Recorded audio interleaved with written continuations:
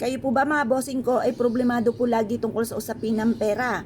Or kaya po ang swerte po ninyo ipatikim lamang? Asya ako'y may tuturo sa inyo mga bossing. Para ang pera ay tuloy-tuloy at hindi patikim lamang ang swerte. Para magtagal ang kaperahan po natin or kaswertehan mga bossing.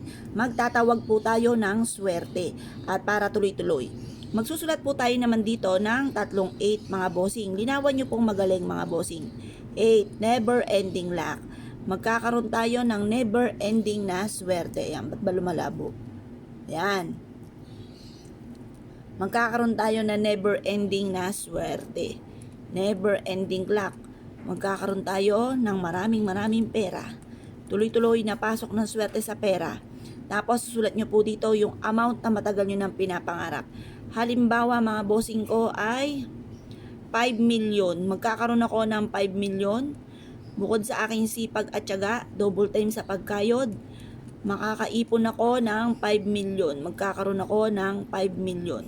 Walang masamang mangarap mga bossing, lalo-lalo na kung masipag kang tao, walang imposible. At ikaw ay naniniwala na makakamit ang mga pangarap sa buhay.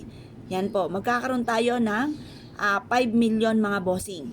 Pagkatapos mga bossing ko, pwede nyo siyang ilagay sa malinis na tubig, pwedeng budbudan ng kaunting asin, or pwedeng simpleng ganito lamang na iipit nyo po sa inyo pong pitaka.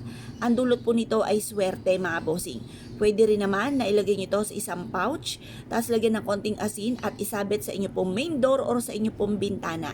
Pagkatapos, i-mindset nyo na matapos nyo po itong gawin na makakamit nyo lahat ang mga pangarap po ninyo bukod po sa sipag at tiyaga at pananalig sa mahal na Panginoon.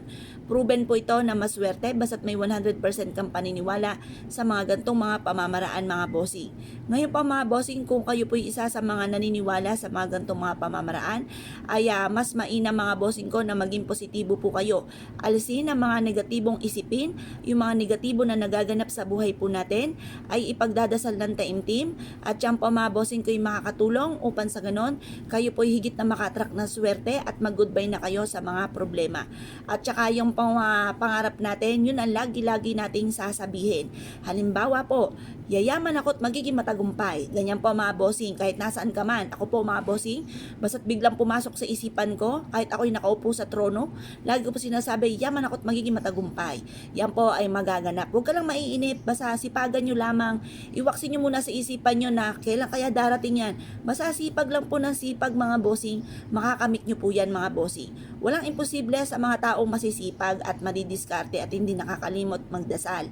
Yan po yung walang imposible. Huwag ka lang maiinip kasi alam niyo naman ang isang bagay, mas na iniintay lalo-lalo na sa usapin ng pera ay lalo po yan tumatagal.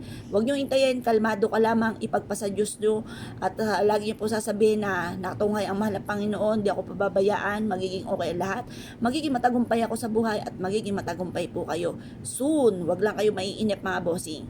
Yan ang pera mga bossing ko, halimbawa ikaw ay mananaya, gusto mo magkaroon ng pera, yan ay parang tukso, lalong nananadya po yan kapag gusto po ninyo.